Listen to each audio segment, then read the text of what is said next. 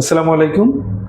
আজকে আমি একটা পেশেন্ট সম্পর্কে ছোট্ট করে বলবো যে আমার একজন পেশেন্ট যিনি প্রায় দীর্ঘদিন যাবৎ হেপাটাইটিস বি ভাইরাসে আক্রান্ত এবং তিনি প্রথম দিকে একজন ডাক্তার দেখিয়েছিলেন এবং ওই সময় ওনার হেপাটাইটিস বি ভাইরাসের জন্য আমরা যেসব ব্লাড টেস্টগুলো করি অর্থাৎ surface antigen, HbEAg, liver function test এবং ডিএনএ, এবং ওখানে ওনার ডিএনএ পজিটিভ ছিল, কিন্তু উনি হয়তো ভুলে গিয়েছেন যে ডিএনএ লেভেলটা কত ছিল বা ডকুমেন্টটা আমাকে শো করতে পারেনি।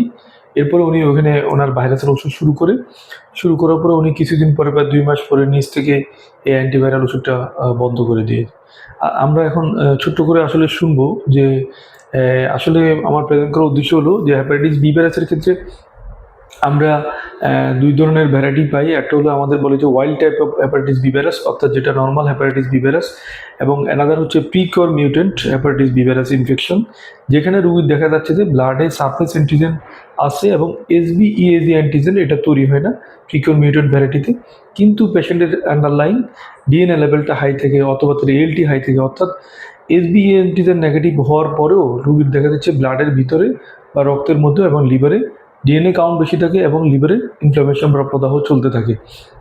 এই প্রিকোর মিউটেন্ট ভ্যারাইটিটার ইম্পর্টেন্স এই জন্যই, সাধারণত আমরা যখন ব্লাডের টেস্ট করি যে HbEAg অ্যান্টিজেন নেগেটিভ, কিন্তু দেখা যাচ্ছে যে রোগীর লিভারে কন্টিনিউস একটা ইনফ্লামেশন বা ডিএনএ লেভেলটা হাই থাকে।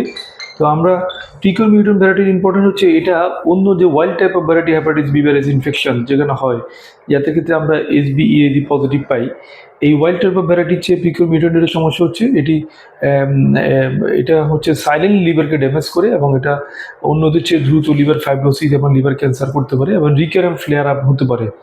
আমার এই পেশেন্টের ক্ষেত্রে ওনার যেটা হচ্ছে, ওনার যখন প্রথম দিকে উনি HbEAg অ্যান্টিজেনটা করে, ওনার এই HbEAgটা নেগেটিভ দেখে এবং দেখা যাচ্ছে যে তার হচ্ছে ডাক্তার যে প্রাইমারি ফিজিশিয়ান ওনাকে দেখেছিল, উনি ধারণা করছিল যে যেহেতু তার HbEAg অ্যান্টিজেন নেগেটিভ এবং তার ALT নর্মাল, হয়তো তিনি এটা মানে ইনঅ্যাক্টিভ স্টেজেই আছে।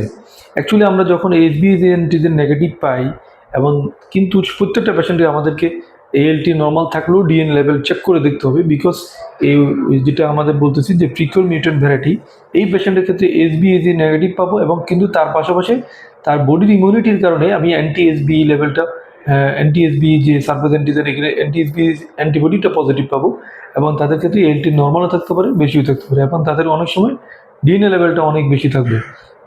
তাই আমরা সবসময় মনে রাখতে হবে যে আমার HbEAg নেগেটিভ মানে এই নয় যে এটা ইনঅ্যাক্টিভ স্টেজে আছে, আমাকে দেখতে হবে যে এটা প্রিকোর মিউটেন্ট ভ্যারাইটি কিনা।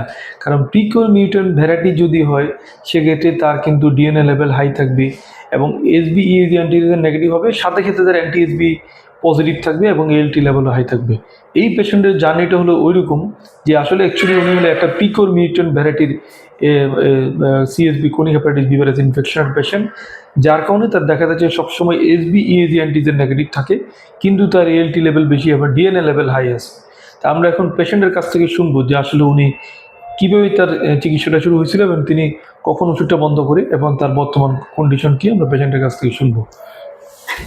জি, বল, সামনে দিয়ে থাকুন। আসসালামু আলাইকুম। আমার 2021-এর দিকে মানে ভাত খাইতে পারতাম না, বমি হইতো, শরীর হালকা হয়ে যাচ্ছিল। তখন আমি ডাক্তারের কাছে গেলাম, যাইলে ডাক্তারে আমার টেস্ট করে দেখে যে বি ভাইরাস পজিটিভ। তখন উনি ওষুধ দেয়, ওষুধ দিলে আমি 2-3 মাস ওষুধ খাওয়ার পরে দেখি যে মানে আমার স্বাভাবিক সব কিছু। তারপরে আমি ওষুধটা খাওয়া বন্ধ করে দিই। তারপরে 23 সালে আবার আমি টেস্ট করাই, তখন আমার সব কিছু সামথিং আছে। ডাক্তারে বলে যে না, তোমার আর ওষুধ খাইতে হবে না। তারপরে আমি আর ওষুধ খাই নাই। এখন আবার আমি ডাক্তারের কাছে আসলাম, টেস্ট করলাম, এখন বলে যে তোমার ভাইরাসে তোমার লিভার ক্ষতি করতেছে। 2023 সালে আমার হয়ে গেছিল, সামথিং হয়ে গেছিল। তুমি কি ওষুধটা যে তোমার বন্ধ করছিলা, কোনো ডাক্তার কি তোমাকে বলছিল যে ওষুধটা নিজ থেকে বন্ধ করে না, বন্ধ করতে না, বলছিল? তখন ডাক্তারের কাছে যাই। কিন্তু তুমি এই যে 2021 সালে, জি, 21 সালে যখন তুমি ওষুধটা শুরু করো, 2 মাস খাওয়ার পরে, 3 মাস খাওয়ার পরে নিজ থেকে বন্ধ করেছি, কিন্তু তোমাকে ডাক্তার কিন্তু, আমরা যখন হেপাটাইটিস বি ভাইরাস পজিটিভ পাই বা ট্রিটমেন্ট পাই, আমরা তো কিন্তু বলি যে আপনি 6 মাস পর পর ডাক্তারের ফলো আপে থাকবেন। তা আপনি তো ওই ফলো আপে ছিলেন না, আপনি মাঝখানে 2 বছর ডক্টরের ফলো আপে ছিলেন না। বাট এখন 2 বছর পরে আবার ডাক্তারের কাছে গেলাম, তারপরে ডিএনএ টেস্ট করলো, অনেক আল্ট্রা করলো, করার পরে বলে তোমার সবকিছু সামথিং আছে, তোমার আর ওষুধ খাইতে হবে না। তারপরে আমি আর ডাক্তারের কাছে সামথিং যেহেতু আছে আর যাই নাই। আপনি যে ডক্টর কাছে গেছিলেন উনি কি কোনো লিভারের ডক্টর? হ্যাঁ, উনি গেস্ট লিভারের ডাক্তার। চেস্ট লিভারের ডাক্তার। অ্যাকচুয়ালি ওনার ক্ষেত্রে যেটা হয়েছে যে হয়তো ওই সময়কার আমাদের যে গাইডলাইন ছিল সেই সময় আমরা দেখা যাচ্ছে হয়তো ডিএনএ আনডিটেক্টেবল হয়তো অনেক সময় আমরা পেশেন্টকে বলতাম যে আপনি এই ওষুধটা এখন বন্ধ করে দিন, বাট লেটেস্ট গাইডলাইনগুলোতে কিন্তু যে আমাদের যদি একবার আমরা ওষুধ শুরু করি সেক্ষেত্রে আমরা ওষুধ বন্ধ করার ক্ষেত্রে আমাদের কিছু স্পেসিফিক ক্রাইটেরিয়া ফলো করতে হয়, এবং বেসিক্যালি যাদের ক্ষেত্রে HbA negative chronic hepatitis B virus infection তাদের ক্ষেত্রে আরও স্ট্রিক্টলি ফলো আপ করা লাগে যে আমি ওষুধ বন্ধ করার পরেও 3 থেকে 6 মাস পর পর আমাকে দেখতে হবে যে তার লিভার ফাংশন টেস্ট নর্মাল আছে কিনা এবং ডিএনএ পারসিস্টেন্টলি আনডিটেক্টেবল আছে কিনা, এটা দেখার পরে আমাকে ওষুধটা বন্ধ করতে হবে। ওনার ক্ষেত্রে যেটা হয়েছে actually patient is a case of precore mutant variety of hepatitis B virus infection, যার কারণেও ওনার দেখা যাচ্ছে যে পেশেন্টের যখন HbA অ্যান্টিজেনটা নেগেটিভ ছিল এবং ডিএনএ আনডিটেক্টেবল ছিল, হয়তো ওষুধ খাওয়ার কারণে তার ডিএনএ আনডিটেক্টেবল হয়ে গিয়েছে, কিন্তু যেহেতু পিকিউর মিউটেন্ট ভ্যারাইটি এদের একটা রিস্ক থাকে যে রিকারেন্ট ফ্লেয়ার হয়, যে পেশেন্টের তাই হয়েছে। এখন এই পেশেন্টের ALT লেভেল বেড়ে গিয়েছে, ডিএনএ লেভেলটা অনেক হাই হয়ে গিয়েছে এবং তার HbA নেগেটিভ অ্যান্টিজেনটা এখনও নেগেটিভ আছে বাট HbA পজিটিভ আছে।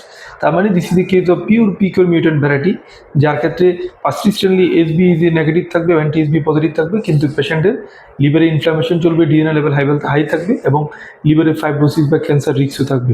তা আমরা এখন এই পেশেন্টকে আমাদের ট্রিটমেন্ট শুরু করেছি এবং ট্রিটমেন্ট শুরু করার পরে আমরা আবার 6 মাস পরে পেশেন্টকে ডিএনএ লেভেল দেখবো যে ডিএনএ লেভেল কেমন কমছে, সাথে সাথে লিভারের আন্ডারলাইন আমরা পেশেন্টের ফাইব্রোসিসের স্টেজ দেখবো ফাইব্রো স্ক্যান করে যে ওনার আন্ডারলাইন লিভারে কোনো ফাইব্রোসিস বা সিরোসিস আছে কিনা। ধন্যবাদ।